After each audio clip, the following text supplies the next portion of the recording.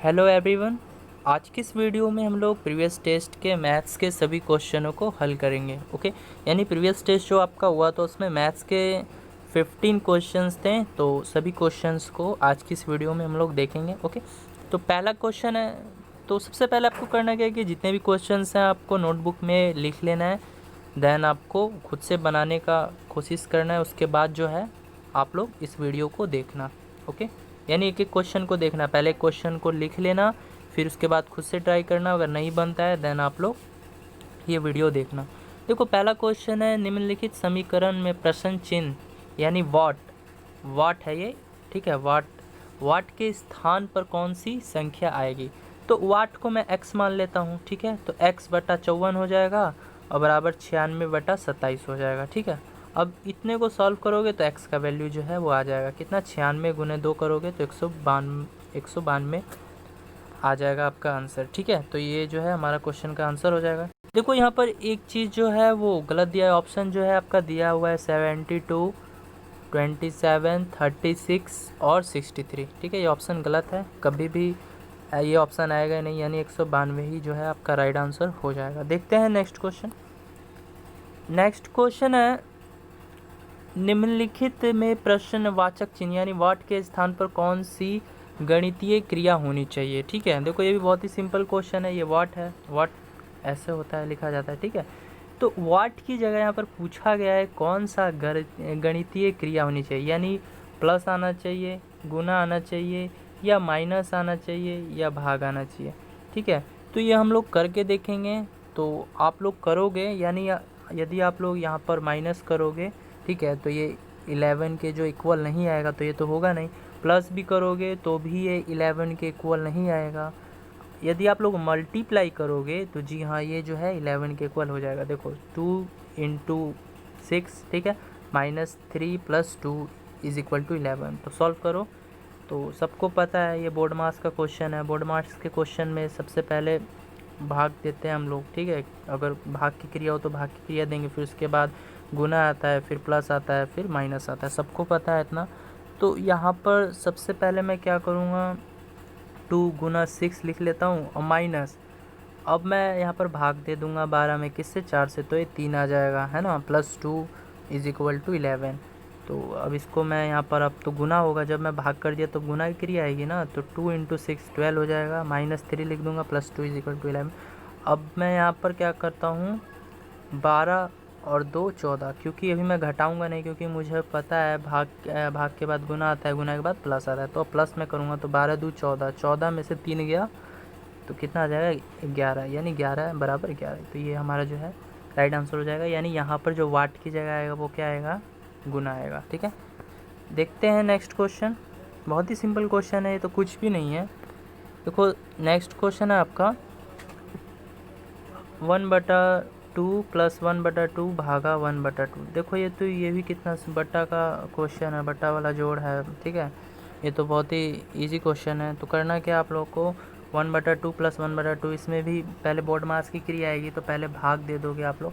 तो ये भाग है, तो अगर मैं इसको गुना में कर दूंगा तो ये जो है चेंज हो जाएगा, ये 2/1 हो जाता है। सबको पता है, बेसिक चीज़ है ये, आप लोग बेसिक क्लास में पढ़ा होगा ये सब।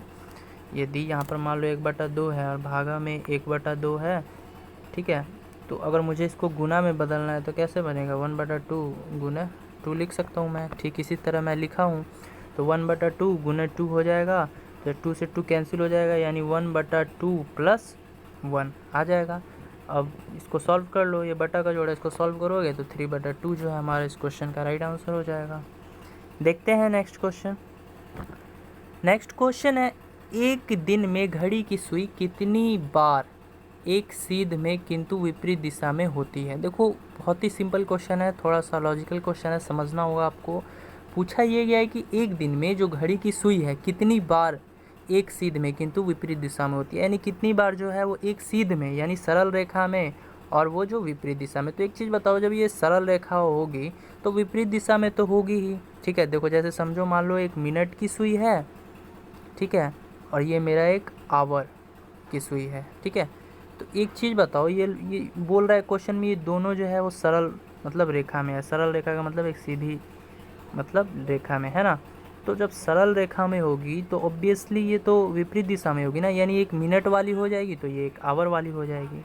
तो यही पूछा है कि एक दिन में ऐसा सिचुएशन जो है वो कितनी बार आएगा। तो यहाँ से आप लोग डायरेक्टली पढ़ सकते हो कि दीवार घड़ी की दोनों सुइयाँ एक सरल रेखा तथा विपरीत दिशा में प्रति 1 घंटा में एक बार होती है। ठीक है, यानी वो प्रति घंटा में विपरीत दिशा में एक ही बार होती है। और ये जो है एक दिन में कितनी बार होगी, 22 बार होगी। इसको आप लोग याद ही कर लेना, पूछ लिया जाता है क्वेश्चन। ठीक है, इसको डायरेक्ट याद कर लेना अगर जिसको समझ में नहीं आ रहा हो कि ऐसा सिचुएशन, यानी आप लोग बोल सकते हो कि मतलब अगर मिनट की भी सुई और घंटे की सुई यानी एक दूसरे के विपरीत है, तो विपरीत है तो सरल रेखा तो बनेगी और प्रति 1 घंटा में एक बार होती है। ठीक है, तो उसी तरह जो है वो 24 घंटा में यानी एक दिन में कितनी बार होगी, तो 22 बार होगी। ये आप लोग याद कर लेना। ठीक है, तो देख लेते हैं नेक्स्ट क्वेश्चन। नेक्स्ट क्वेश्चन है, एक व्यक्ति के पास कुछ मुर्गियां और गायें हैं। यदि सिरों की संख्या 48 है और पैरों की संख्या 140 हो तो मुर्गियों की संख्या क्या है। तो यहाँ पर देखो, मुर्गियों की संख्या मैं मान लेता हूँ जी x। ओके, तो मुर्गियों की संख्या x हो गई और यहाँ से मैं गाय की संख्या y मान लेता हूँ। ठीक है, तो मैंने जैसा कि आप लोग को बताया कि x जो है वो मेरा मुर्गियों की संख्या है, यानी मुर्गी को मैंने मान लिया, और y जो है वो मेरा गाय है। ठीक है, तो अब देखो, अब क्वेश्चन में क्या बोला गया है कि यदि सिरों की संख्या 48 हो, तो एक चीज़ बताओ, गाय हो या मुर्गी हो या कोई भी जानवर हो, सिर तो एक ही होते हैं ना। तो यहाँ से मैं x + y = 48 लिख लूँगा। ठीक है, x मेरा क्या है, मुर्गी है और y मेरा क्या है, गाय है। सिरों की संख्या जो है 48 है तो बराबर 48 लिख लिया। अब आगे बोला गया है यदि पैरों की संख्या 140 हो, तो किसकी पैरों की, मुर्गियों की और गाय की। तो एक चीज़ बताओ, मुर्गियों की जो पैर होती है वो कितने होते हैं, 2 होते हैं, 2 ही होते हैं ना, तो 2x लिख दूंगा। अब यहाँ पर गाय की जो पैर की संख्या होती है वो कितनी होती है, 4 होती है, तो मैं यहाँ से 4y लिख दूंगा और बराबर में कितना हो जाएगा, कितना दिया है, ये 140 है। ठीक है, बस हो गया। अब आपको इस इक्वेशन को सॉल्व कर देना है। इसको सॉल्व करोगे तो x बराबर जो है मेरा 26 आ जाएगा, यानी मुर्गियों की संख्या पूछी है तो मेरी कितनी मुर्गी हो जाएंगी, 26 हो जाएंगी। अब इसको सॉल्व करना कैसे करोगे मैं बता देता हूँ। ये समीकरण 1 हो गया, ओके, ये 2 हो गया। तो अब करना क्या है, समीकरण 1 में 4 से गुना कर दो और समीकरण 2 में 1 से गुना कर दो। तो 4 से गुना करोगे तो 4x हो जाएगा प्लस 4y हो जाएगा, फिर बराबर में 48 में 4 से गुना करोगे 192 हो जाएगा। ठीक है, और फिर इसमें 1 से गुना करोगे तो इतना आ जाएगा, यानी x का वैल्यू यहाँ से 26 आ जाएगा आपका। ओके, तो देखते हैं अब नेक्स्ट क्वेश्चन। देखो, नेक्स्ट क्वेश्चन भी बहुत ईजी क्वेश्चन है, मेंसुरेशन से है, यानी क्षेत्रमिति से क्वेश्चन है। क्वेश्चन है, 1 मीटर कोर वाले एक घनाकृति बॉक्स में 10 सेंटीमीटर कोर वाले कितने घन रखे जा सकते हैं। यानी घनों की संख्या पूछी गई है कि कितने घन जो हैं वो रखे जा सकते हैं। तो सबसे पहले आप लोग ये देखिए कि 1 मीटर कोर वाले एक घनाकृति बॉक्स में, यानी यहाँ से मैं बोल सकता हूँ 1 मीटर कोर वाले एक घनाकृति बॉक्स का मैं आयतन निकाल लूँगा यहाँ से। ठीक है, क्योंकि ऐसे क्वेश्चंस में आपको हमेशा अगर घनों की संख्या पूछे या घनाभ की संख्या पूछे तो ऐसे क्वेश्चन में आप लोगों को हमेशा उसका आयतन निकालना है। तो यहाँ से 1 मीटर कोर वाले एक घनाकृति बॉक्स का आयतन क्या हो जाएगा। अब यहाँ से देखो, ये मेरा मीटर में है और ये मेरा है 10 सेंटीमीटर में है। यानी देखो क्वेश्चन में आप ही लोग देखो, एक दिया है 1 मीटर कोर और एक दूसरा दिया है 10 सेंटीमीटर कोर। तो यहाँ से मैं क्या करूँगा, वेट, हाँ, यहाँ से मैं करूँगा क्या गाइस कि मैं ये मीटर में है इसको भी सेंटीमीटर में चेंज कर लेता हूँ। ठीक है, तो ये भी सेंटीमीटर में हो जाएगा, ये भी सेंटीमीटर में हो जाएगा। ओके, तो 1 मीटर, अब मीटर से सेंटीमीटर में बदलने के लिए गुने 100 कर दूंगा, फिर इसी तरह 1 गुने 100, 1 गुने 100, क्योंकि आपको पता है घन का आयतन क्या होता है, a³ होता है। तो ये तो मेरा 1 मीटर कोर था ही, तो मीटर में था तो इसको मैं सेंटीमीटर में लाया तो 100 से गुना किया, फिर 1 गुने 100, फिर 1 गुने 100, यानी यहाँ से मैं बोलूँगा तो 100 का क्यूब हो जाएगा। तो 100 का क्यूब का मतलब ये क्या हुआ, इकाई, दहाई, सैकड़ा, हज़ार, 10,000, लाख, 10 लाख, यानी 10 लाख सेंटीमीटर क्यूब हो जाएगा यहाँ से। ठीक है, किसका आयतन, एक घनाकृति बॉक्स का आयतन, यानी 1 मीटर कोर वाले जो घनाकृति बॉक्स था उसका आयतन जो है वो क्या हो जाएगा, 100 का पावर क्यूब, यानी 10 लाख सेंटीमीटर क्यूब हो जाएगा। अब यहाँ से जो नेक्स्ट बोला गया है, आप लोग नेक्स्ट स्टेप पढ़ो क्वेश्चन का कि 10 सेंटीमीटर कोरों वाले कितने घन रखे जा सकते हैं। तो 10 सेंटीमीटर कोर वाले घनाकृति बॉक्स का भी आयतन क्या हो जाएगा मेरा, सेंटीमीटर में, तो इसे तो बदलने की आवश्यकता है नहीं, तो 10 का पावर क्यूब हो जाएगा, यानी 1000 सेंटीमीटर क्यूब बोल लोगे आप लोग, ठीक है। तो अब यहाँ से हम लोग क्या करेंगे, हम लोग को घनों की संख्या निकालनी है। क्वेश्चन में भी डायरेक्ट बोला है कि कितने घने रखे जा सकते हैं, है ना, यानी घनों की संख्या कितनी होगी। तो यहाँ से 1 मीटर कोर वाले एक घनाकृति बॉक्स का आयतन हम लोगों ने निकाल लिया, कितना था, 10 लाख सेंटीमीटर क्यूब था। तो 10 लाख को हम लोग 10 यानी 1 मीटर कोर वाले घनाकृति बॉक्स का आयतन कितना था, 10 लाख सेंटीमीटर क्यूब था। तो 10 लाख सेंटीमीटर क्यूब से क्यूब में हम भाग दे देंगे कितना, 1000 सेंटीमीटर क्यूब से, ठीक है।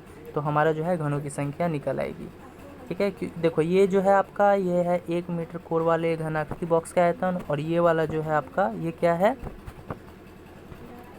ये क्या है गाइस, ये जो है आपका 10 सेंटीमीटर कोर वाले घनाकृति बॉक्स का आयतन, ठीक है। भाग दे दोगे, घनों की संख्या जो है यहाँ से निकल आएगी। अब हम लोग देख लेते हैं नेक्स्ट क्वेश्चन।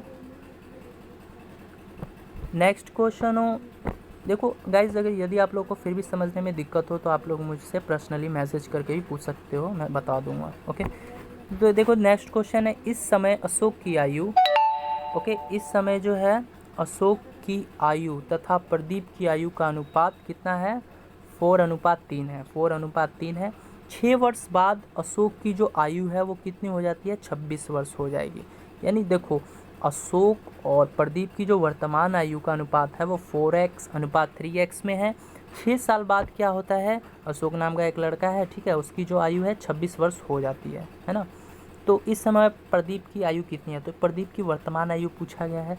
तो अब यहाँ से देखो अशोक का जो रेशियो में है वो 4x है, यानी वर्तमान आयु अगर मैं पूछूंगा तो आप लोग 4x बोलोगे, और 6 साल बाद यानी +6, यानी अभी वर्तमान में है तो 4x है, और इसको 6 साल बाद ले जाएंगे तो +6 हो जाएगा, और ये कितनी हो जाती है, 26 साल हो जाती है। तो यहाँ से x का वैल्यू आ गया 5, है ना। अब पूछा किसका गया है, अब वर्तमान आयु पूछा है प्रदीप का, तो प्रदीप का वर्तमान आयु रेशियो में 3x है, 3x लिख देंगे, और x का मान कितना है, 5 है, 3 गुने 5 कर देंगे, तो आपका जो है प्रदीप की आयु निकल के आ जाएगी कितना, 15 वर्ष आ जाएगी, ओके। देख लेते हैं नेक्स्ट क्वेश्चन। देखो नेक्स्ट क्वेश्चन है, एक व्यक्ति 600 मीटर लंबी गली को 5 मिनट में पार कर लेता है, तो उसकी किलोमीटर में प्रति घंटा गति कितनी है। तो यहाँ से आप लोग को पता है कि निकालना क्या है जी, आपको चाल निकालना है, यानी उसकी किलोमीटर में प्रति घंटा गति कितनी है, गति ही निकालना है ना। गति का मतलब क्या होता है, चाल होता है। तो चाल बराबर दूरी बटा समय होता है, सबको पता है। तो यहाँ से वो लंबी जो गली है वो कितनी मीटर लंबी है जी, 600 मीटर है, ठीक है। अब वो कितना समय में पार करता है, तो 5 मिनट में पार करता है। लेकिन यहाँ पर तो ये मीटर में दिया है और ये मिनट में दिया है, तो ये तो कभी संभव है नहीं, मीटर पर सेकंड का रूल चलता है ना, आपको सबको पता है। तो मीटर में ये कितना दिया है, 600 मीटर दिया है, और ये मेरा 300 जो है ये क्या है, ये 300 में मतलब मैं लिख दिया हूँ, 5 मिनट को मैं सेकंड में लिखूँगा, तो यानी देखो यहाँ से समझो 1 मिनट में 60 सेकंड होता है, ठीक उसी तरह 5 मिनट में कितना सेकंड हो जाएगा, 300 सेकंड हो जाएगा। तो मैं इसी तरह लिख दिया हूँ। तो यहाँ से 600 मीटर जो है वो दूरी हो गई, और 300 जो है वो सेकंड हो गया, लेकिन ये मीटर पर सेकंड में है अभी, ठीक है, यानी ये वाला यहाँ से मीटर पर सेकंड में है। और हमको पूछा क्या गया है, उसकी किलोमीटर में प्रति घंटा गति कितनी है, यानी किलोमीटर प्रति घंटा में पूछा गया है। तो मीटर पर सेकंड से आप लोग को किलोमीटर प्रति घंटा में बदलना है, तो क्या करोगे, 18/5 से गुना कर दोगे। तो इतना करोगे तो आप लोग का जो है 7.2 किलोमीटर प्रति घंटा जो है इसकी चाल आ जाएगी, ओके। अब देखते हैं नेक्स्ट क्वेश्चन। देखो नेक्स्ट क्वेश्चन भी बहुत ही अच्छा क्वेश्चन आप लोग बोल सकते हो। इस टाइप का क्वेश्चन जो है वो पूछ लिया जाता है पॉलिटेक्निक या पैरामेडिकल के एग्ज़ाम में। तो मैं तो यही कहूँगा, ये वाला जो टाइप है यानी 79 नंबर क्वेश्चन है, इसको VVI में नोट कर लेना, ठीक है। वेरी इंपॉर्टेंट क्वेश्चन है, ये पूछ लिया जाता है। तो चलिए क्वेश्चन है, एक पहिए की त्रिज्या 0.25 मीटर है, वह 11 किलोमीटर की दूरी तय करने में कितना चक्कर लगाएगी, यानी चक्करों की संख्या हमको ज्ञात करना है, ठीक है, यानी वो कितनी चक्कर लगाएगी। तो अब यहाँ से देखो ऐसा क्वेश्चन रहेगा, यानी पहिया वाला क्वेश्चन रहेगा, उसका त्रिज्या दिया रहेगा, और वो बोले कि वो 11 किलोमीटर की दूरी तय करने में कितना चक्कर लगाएगा, या कितना भी मतलब कितना भी दूरी दिया हो और पूछे कितना चक्कर लगाएगा। तो सबसे पहले आपको पता है R जो है वो कितना दिया हुआ है, 0.25 मीटर। अब पहिया है, ठीक है, चक्कर ही ना लगा रहा है, तो चक्कर लगा रहा है, तो यहाँ से मैं बोल सकता हूँ कि वृत्त है ये, और वृत्त की परिधि कितना हो जाएगा, यानी वृत्त का परिमाप, क्योंकि ये चक्कर लगा रहा है इस केस में हम वृत्त का परिमाप यानी वृत्त की परिधि वाला फार्मूला यूज करेंगे। तो क्या होता है, तो ये होता है 2πr, ठीक है, हमेशा याद रखना। तो 2π का वैल्यू सबको पता है 22/7 हो जाएगा, और ये गुना r कितना है मेरा 0.25, ठीक है, तो ये 0.25 हो जाएगा। अब इसको सॉल्व करोगे तो ये आ जाएगा 11/7000 किलोमीटर, ठीक है, यानी 11/7000 किलोमीटर की दूरी तय करेगा, तो वो एक चक्कर लगाएगा, यानी एक चक्कर में बोल सकते हो आप लोग वो 11/7000 किलोमीटर की दूरी तय करेगा, ठीक है। तो यहाँ से मैं बोल सकता हूँ, तो यहाँ से मुझे पता चल गया, यानी 11/7000 किलोमीटर की दूरी तय करेगा तो वो बंदा एक चक्कर लगाएगा। तो यहाँ से 1 किलोमीटर की जब दूरी तय करेगा तो कितना चक्कर लगाएगा, तो इतना 7000/11 ही ना चक्कर लगाएगा, तो जी लगाएगा बिल्कुल। तो 1 किलोमीटर की दूरी में 7000/11 चक्कर लगाया। लेकिन क्वेश्चन में बोला क्या गया है, क्वेश्चन में बोला गया है कि वो 1 किलोमीटर की मतलब 1 किलोमीटर की दूरी का चक्कर नहीं लगाता है, वो लगाता है 11, देखो दिया है ना क्वेश्चन में 11 किलोमीटर की दूरी तय करने के लिए वो कितना चक्कर लगाएगा। तो बस आपको इसमें 11 से गुना कर देना है और इसमें भी 11 से गुना कर देना है, ठीक है। देखो क्वेश्चन में पूछा कि 1 किलोमीटर का नहीं पूछा है, अगर 1 किलोमीटर का पूछता तो हमारा जो आंसर था वो 7000/11 हो जाता। लेकिन क्वेश्चन में पूछा है 1 किलोमीटर नहीं, वो क्या करता है कि 11 किलोमीटर की दूरी तय करना है उसको, तो कितना चक्कर लगाएगा, तो गुने 11 कर दोगे और यहाँ से भी गुने 11 कर दोगे, क्योंकि तभी ना इक्वेशन बराबर होगा। इधर भी 11 से गुना करना है, इधर भी 11 से गुना कर दोगे तो आप लोग को पता चल जाएगा। अब यहाँ से मैं बोल सकता हूँ 11 किलोमीटर की दूरी वो तय करेगा, तो कितने चक्कर लगाएगा, तो वो देखो 11 से 11 कट जाएगा, यहाँ से सॉल्व करोगे 11 से 11 कट जाएगा ना, तो 11 किलोमीटर की अब वो दूरी में कितने चक्कर लगाएगा, 7000 चक्कर लगाएगा। जिसको समझ में नहीं आया हो फिर से रिपीट करके वीडियो देख लेना, आई होप समझ में आ जाएगा। और फिर भी कोई दिक्कत हो तो आप लोग मुझसे पर्सनली भी पूछ सकते हो। देखते हैं नेक्स्ट क्वेश्चन। नेक्स्ट क्वेश्चन है, ए तथा बी एक वृत्ताकार मार्ग पर जिसकी परिधि 35 किलोमीटर है एक साथ चलते हैं। वह एक ही स्थान से एक ही दिशा में एक साथ चलना शुरू करते हैं। ए की गति जो है 4 किलोमीटर प्रति घंटा है तथा बी की जो गति है वो 5 किलोमीटर प्रति घंटा है। तो वो कितने समय के बाद दोबारा मिलेंगे, तो समय पूछा गया है, ठीक है। तो समय तो पूछा है, लेकिन देखो होता क्या है कि एक वृत्ताकार मार्ग है, ठीक है, वृत्ताकार मार्ग है और उसकी परिधि भी आपको दिया है, यानी वृत्त का जो परिधि होता है या परिमाप बोलो, अभी मैं आप लोगों को बताया क्या होता है, 2πr होता है ना। तो उसका परिधि भी आप लोगों को दिया है कितना, 35। तो परिधि एक तरह से मेरा दूरी ही हो गया ना, 35 किलोमीटर, यानी परिधि जो है वो मेरा दूरी हो गया। तो मैं बोल सकता हूँ डिस्टेंस मेरा यानी दूरी जो है वो 35 किलोमीटर है। अब क्या होता है, वो एक साथ चलते हैं, ठीक है, एक ही स्थान से, यानी यहाँ से ए चला तो बी भी जो है यहीं से चलता है, और एक ही साथ चलते हैं और एक ही दिशा में चलते हैं, यानी ये भी इसी दिशा में जाएगा, ये भी इसी दिशा में जाएगा। तो ये सेम डायरेक्शन में चल रहे हैं। तो आपको पता है जब सेम डायरेक्शन में कोई भी ट्रेन या व्यक्ति चलते हो तो उसका सापेक्ष गति हम लोग को निकालना होता है, ठीक है। तो सापेक्ष गति पहले निकाल लेंगे, कब निकालेंगे फिर से मैं बता देता हूँ। ये लो मान लो कि यहाँ से एक ट्रेन जा रही है ए, ठीक है, और एक दूसरी ट्रेन भी है बी भी इसी दिशा की ओर जा रही है, यानी ए जो ट्रेन है वो भी इसी दिशा की ओर जा रही है और बी भी जो है इसी दिशा की ओर जा रही है। तो ए जो है मान के चलो ए की जो चाल है वो मैं बोल देता हूँ 4 किलोमीटर प्रति घंटा है और बी की जो चाल है वो 2 किलोमीटर प्रति घंटा है। तो ऐसा सिचुएशन में आप लोग को गति जब निकालना हो तो इसका सापेक्ष गति निकालते हैं हम लोग, तो इसको घटा देंगे, यानी 4 में से 2 गया तो 2 आए, तो 2 किलोमीटर प्रति घंटा जो है इसका गति आ जाएगा। तो ठीक इसी तरह अब यहाँ पर देख लो आप लोग, सेम डायरेक्शन में ए जो है और बी जाते हैं, ठीक है, एक ही दिशा में जाते हैं, सेम डायरेक्शन का मतलब। तो ए की जो गति है गाइज वो है 5 किलोमीटर प्रति घंटा, यानी ये जो है 5 किलोमीटर प्रति घंटा की रफ्तार से चलता है, बी जो है ए जो है 4 किलोमीटर प्रति घंटा की रफ्तार से चलता है, बी जो है वो 5 किलोमीटर प्रति घंटा की रफ्तार से चलता है। तो इसकी सापेक्ष गति हम लोग निकाल लेंगे तो ये 1 आ जाएगा ना घटाएंगे तो। और समय आप लोग को निकालना है, तो समय बराबर क्या होता है, दूरी बटा चाल होता है। तो दूरी कितना है आप ही बताओ, वृत्त का परिधि को दूरी ही कहेंगे ना, तो 35 किलोमीटर दूरी हो गया और गति कितना है मेरा, तो 1 आ गया। तो 35/1, यानी इसको समय कितना लगा, 35 घंटा लगा। कुछ था क्वेश्चन में, कुछ नहीं है। ये मैं हो सकेगा तो मैं आप लोगों को एक ऐसा वीडियो दे दूंगा, यानी ट्रेन से संबंधित जितने भी प्रश्न हैं वो आप लोग इजीली सॉल्व कर लोगे। ओके, तो चलिए अब देखते हैं नेक्स्ट क्वेश्चन। नेक्स्ट क्वेश्चन है 81 नंबर क्वेश्चन है, ठीक है। इसमें बोला है इनमें से सबसे छोटी संख्या कौन सी है जिसे 6, 7, 8, 9 और 12 से भाग देने पर हर बार जो है 2 शेष आता है। तो ये आप ऑप्शन से बना लो। देखो अगर मान लो मैं 756 है, 756 में मैं 6 से भाग देता हूँ, 7 से भाग देता हूँ, 8 से भाग देता हूँ, 9 से भाग देता हूँ, 12 से भाग देता हूँ, तो हर स्थिति में मेरा जो शेषफल है वो 2 आना चाहिए, ठीक है। तो जब आप लोग भाग दोगे तो ऐसा मतलब किसी में नहीं आएगा 2 शेषफल, तो ये तो होगा नहीं आंसर, ठीक है। आप लोग इसका जो राइट आंसर होगा मैं बता देता हूँ, इसका राइट आंसर होगा यानी 506। आप लोग देख लेना, यानी 506 में जब आप लोग एक बार 6 से भाग दोगे, ठीक है, फिर एक बार जो है 506 में 7 से भाग दोगे, फिर इसी तरह आप लोग को 8 से भाग देना है, 9 से भाग देना है और 12 से भाग देना है। यानी आप लोग ऐसा करोगे तो हर कंडीशन में, यानी 506 में जब 6 से भाग दोगे तो 2 शेषफल आएगा, देखना। फिर 506 से 7 से भाग दोगे तो भी 2 शेषफल आएगा, ठीक है।